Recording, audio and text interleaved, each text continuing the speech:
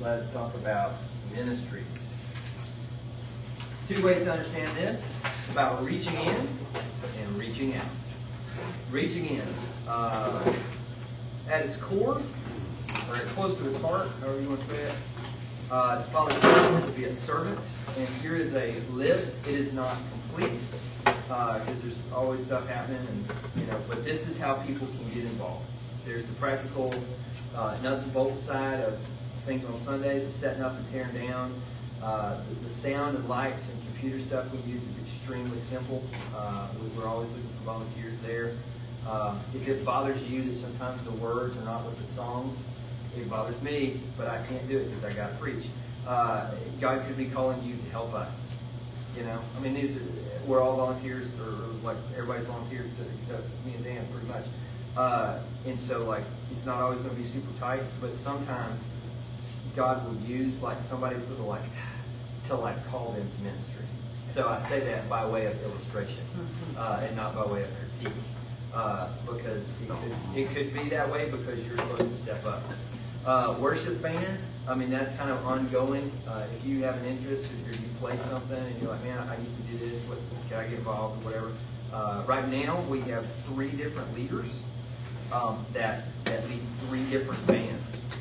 And when we do the St. Matthew thing, which I'll talk a little bit more about when we get to the end here, we're probably going to go to 4 different bands, maybe with 4 different leaders. So all hands on deck, we need plenty of help. Greeting, I spoke before the service, after the service. Hospitality, just make sure there's food, coffee, and snacks and such. Prayer team, we want to get to where there's people praying consistently before the service and during the service. If you have an interest or burden in that. The answer to all these questions is going to be see Dan. So you may just want to write that down. So Dan is where it all runs right now. Kids, we do our little kids service, which we purposely, again, keep kind of simple because we want it to be reproducible for our other church plants and that kind of stuff. But we need volunteers, people who work in the nursery, people that teach little groups. Let's say you can help with kids, but you freak out when you think about teaching them. You don't have to teach. We just need some people to be there to keep my kids from putting things up their nose. Which could happen at any moment per the stories of the sermons. Kids clean up, security, all kinds of stuff. I think our student ministry, being like youth, I think it's probably going to get started this summer. That's what I think is going to happen because the church planner that we have moving here has 3 teenagers, 2 or 3 teenagers, and my gut says that he's probably going to help get that started. So if you have an interest in mentoring, students, that's probably going to take off this summer. So that would be like community group leaders. We're going to do similar stuff like we do here, community groups for them. College, if you were asleep by the keg in college and you've now seen that that's not the way to go, and you'd like to help others who are still in college, we can use you in mentoring them. Another thing I brought forward from another ministry I was a part of was something called Adopt a Family. That being in college a lot of times is really fun, but it can also kind of be disconnected from adult life. And having some place where you can go do your laundry and just talk to people hey man, I got this big decision, or I'm dating this girl, should I get engaged to her? Sometimes it's good to have somebody outside of your own parents to kind of speak into that can be a little bit more objective. So if you have an interest in that, we're always looking for adoptive families to help with our college students. Group ministry, I already talked about that. Other ministries, care team, I mentioned that. Events team, if you're an event coordinator, that's awesome. We have a little thing that comes out every once in a while called Bridge Magazine, where people in the church just kind of write stuff and put the calendar in there and that kind of stuff. Classes, we do classes that kind of come up and go back down based on people's interests. The school we talked about, and how to update the website with YouTube, et cetera, et cetera. So that's all reaching in. Let's do reaching out, and we'll stop for questions. Let's talk about reaching out. In a nutshell, we believe that ministry for us is both attractional and missional. And what I mean by that is back to what we said there a minute ago. People are going to come on Sunday to the big deal and come and hear. That's all kind of attractional ministry. It is effective. It is not as effective as it used to be in our parents' day, but it's still helpful. And that includes Sunday gathering. I I'll go back and comment on the Crescent Hill Women's Club. This is a fun story.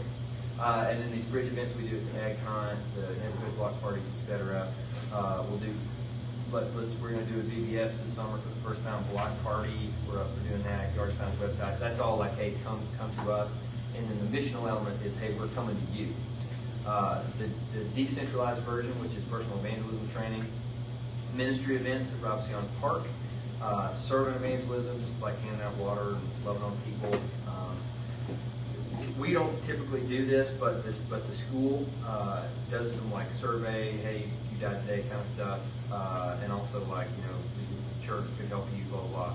The seminary does that, and so we let them do that with us, or for us rather. And then we want to go on domestic mission trips. We've sent a number of teams to New Orleans. We've been to Cleveland once or twice. We're always wanting to do that if you have an interest in that. And then we had some stuff cooking for going out of the country this year, and due to like a lack of interest, we kind of put it on hold. So we'll throw it out there again later in the year. It was mostly just like the week that the missionaries needed us to come, like none of our people could go, basically. So we're totally about foreign missions. It's just not worked out yet. And then the Mercy Ministries, we want to start doing some stuff with nursing homes and with the homeless. We're just kind of waiting on a couple things to make that happen. So pause and let's think about reaching in and reaching out. Questions?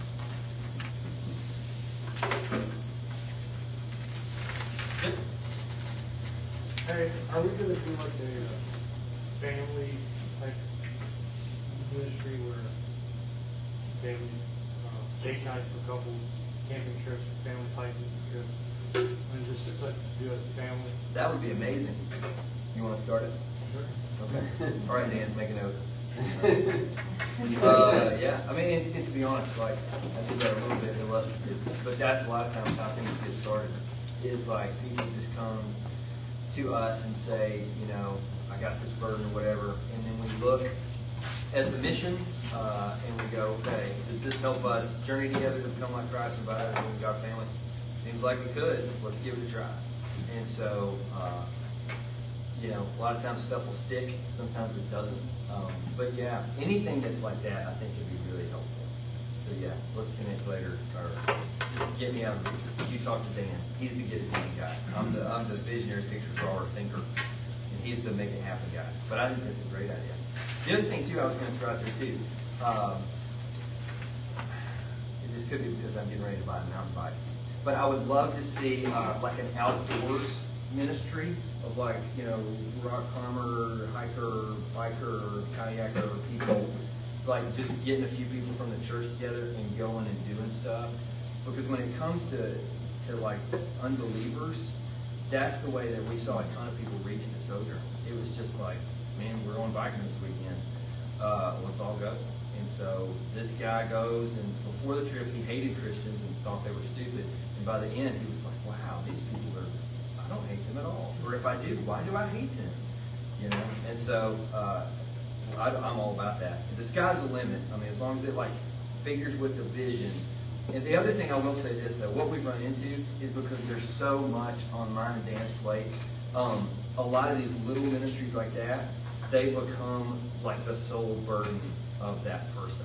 I don't want to say burden. The sole opportunity of that person. Meaning, a good example, like the Bridge magazine right now belongs to a guy named Brandon Hogan, and he does a great job with it. But if Brandon doesn't do it, I can't bail him out because I've got all the other stuff we've got to do. So whatever ministry you come up with, we'll equip you, we'll support you. If it needs a little money, we can help finance you. But it'll be your baby. And so it's good. It works for everybody. So it's a great question. Anybody else? For the homeless outreach, do you mean working with Jeff Street, or are there other opportunities out there outside of the 50 different as well? Jet Street is predominantly what I had in mind. Because y'all's group has gone and done We've that, done it right? twice, yeah. Yeah. I know that, local members really have a heart for that. Yep. And it's been interesting so far, so I didn't know if that's something else. Yeah, I mean, and Paul said over here he's got some hookups that'll be able to help us too.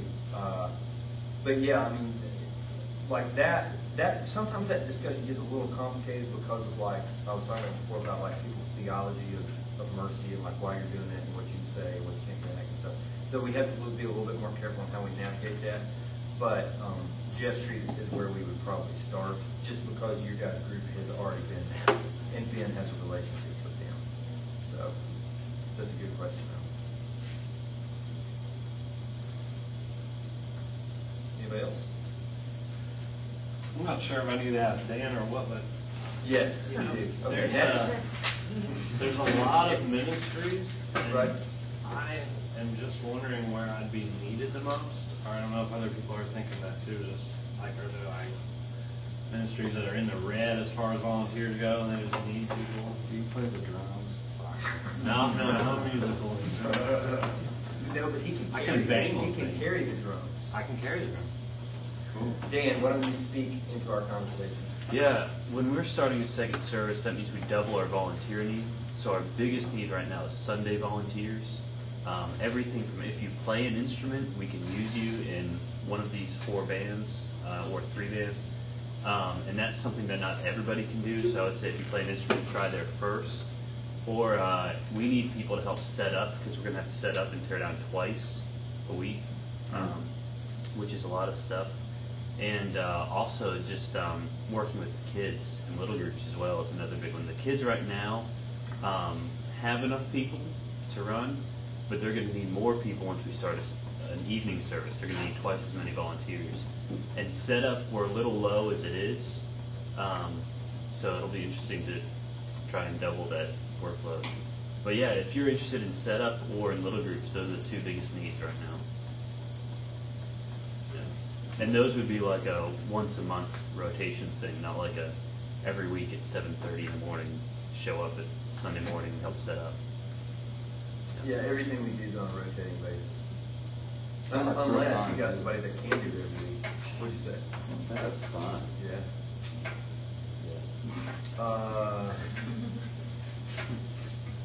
There was something else I was gonna say about that. Oh, or if there's, like Jeremy is a great example, like something that, you know, and I've had to like kind of say to a couple of things because they just didn't fit the mission. Like it was, I don't even know exactly, but I remember probably 2 instances where somebody wanted to start this kind of ministry, and it was so different than what we were trying to do that it just didn't work. But a lot of things do work, because chances are, like if you've made it to this point where you're giving us 3 hours of your day to sit here and learn about this, like you kind of halfway believe in what we're doing. So you probably already think kind of like the mission anyway.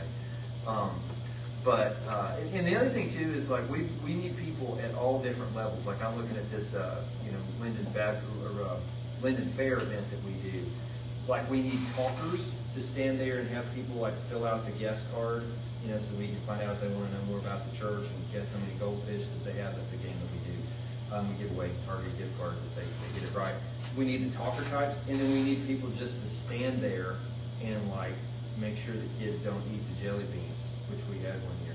They were trying to guess, and this kid started eating them. I'm like, we have this counted. He was like, too bad. And I was like, okay. So then we need somebody else to restrain me so I don't whack that kid.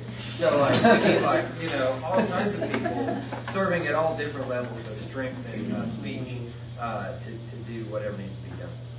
So, I mean, if you got any like quirky hobbies, like I was a clown, or I am a clown, I just don't tell people, or whatever. Like, I mean, I'm telling you, the sky's the limit. And that's another thing too. When you kind of go with a more kind of like decentralized approach to ministry, it allows stuff within the body to surface. And man, I can't tell that story. But let me just leave it at that. That if you got something, God may want that to emerge here. So talk to Dan, and we'll talk it over, and we'll.